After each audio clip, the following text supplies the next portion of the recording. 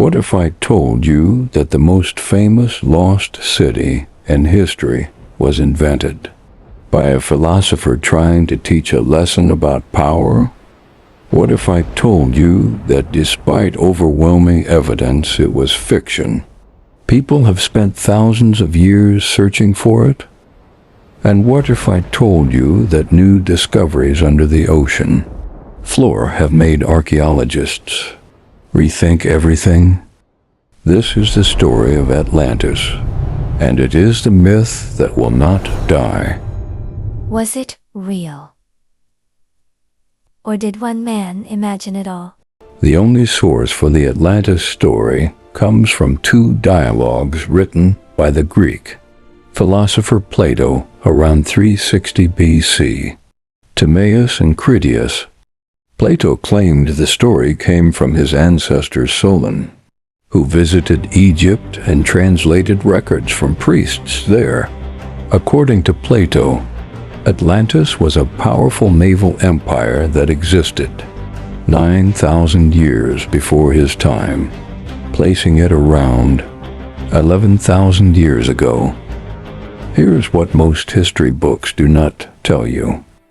Plato described Atlantis as an island larger than Libya and Asia together, located beyond the Pillars of Hercules, the Strait of Gibraltar. The Atlanteans had conquered much of Europe and Libya until they were defeated by Athens, which Plato presented as the ideal state from his republic. Then, in a single day and night of misfortune, earthquakes and floods caused Atlantis to sink into the sea. But here is the secret that Plato never admitted. Most philologists and classicists today agree that Atlantis was entirely fictional, a metaphor for hubris and the dangers of aggressive imperialism. Plato was known to borrow from older traditions, but his aim was to demonstrate the superiority of his ideal state.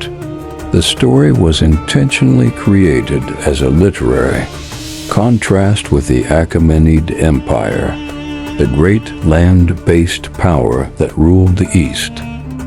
But here is the question that haunts archaeologists. If Plato invented Atlantis, why does the story feel so real? Scholars have suggested possible real-world inspirations for the Atlantis story.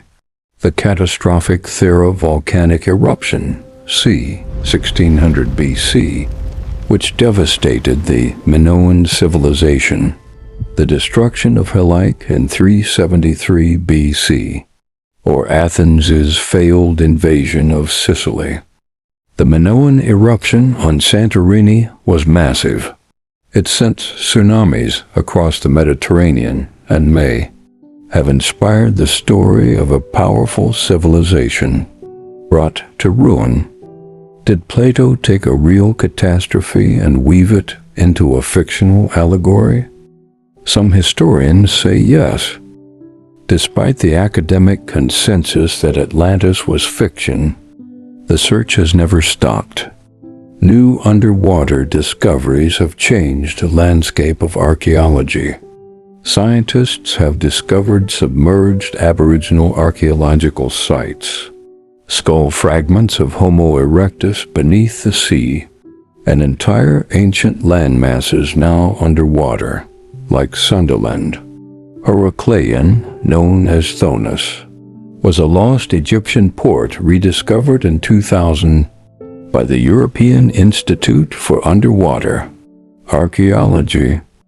If massive populated regions can disappear beneath rising seas, leaving only scattered clues, the fundamental premise of Atlantis becomes less fantastical. But here is the problem.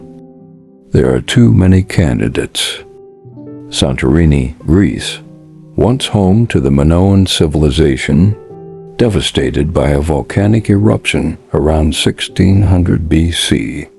Azores, Atlantic Ocean, fits Plato's placement beyond the Pillars of Hercules. Richat Structure, Mauritania, The Eye of the Sahara, a massive circular formation resembling Plato's concentric city. Bimini Road, Bahamas. Underwater rock formations some believe are remnants of a lost city. Andalusia, Spain. Researchers suggest the Donana wetlands may hide a city destroyed by tsunamis. Cuba's underwater ruins. Sonar scans revealed unusual formations near Cuba's coast. Antarctica. A fringe theory proposes a once temperate Antarctica could have housed Atlantis before pole shifts buried it. The Richat Structure, also known as the Eye of the Sahara, is one of the most intriguing proposed locations for Atlantis.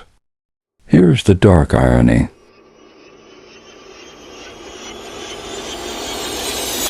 The Richat Structure fits many details Plato described.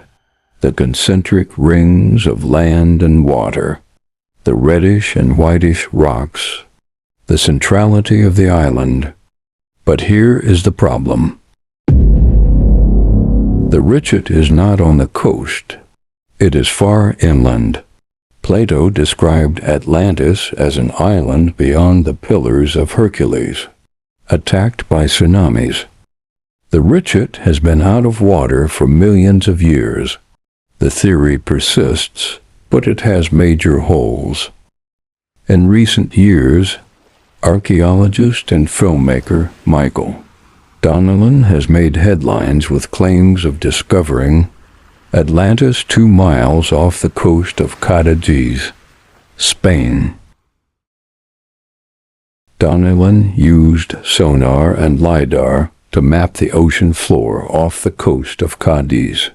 He found long, linear structures and enormous concentric circular walls, approximately 20 feet tall. He claims the features match everything Plato says verbatim. His team found carved canals and a central rectangular ruin reminiscent of Plato's description of the Temple of Poseidon. But here is the skepticism. The scientific community has not embraced Donnellan's findings. Other researchers on the same coast have dismissed his claims as sensationalized. But the footage has gone viral. The documentary is circulating. The mystery continues. Here's the untold secret of Atlantis. The search is the point. Plato's story has inspired thousands of years of curiosity, exploration, and wonder. New underwater technologies are revealing that the ocean floor holds more secrets than we ever imagined. There may not be a single city of Atlantis, but there are countless submerged civilizations waiting to be discovered. Does Atlantis need to be real to matter? Now let me ask you some questions. Number 1, do you believe Atlantis was a real place or a cautionary tale? Number 2, if Plato invented it, why has the myth survived for 2,400 years? Number 3, does the mystery lose its power if we find the truth, or does it become more powerful? And finally, what story have you been eager to see on this channel? Subscribe to History's Hidden Darkness for more stories of the strange, dark, and untold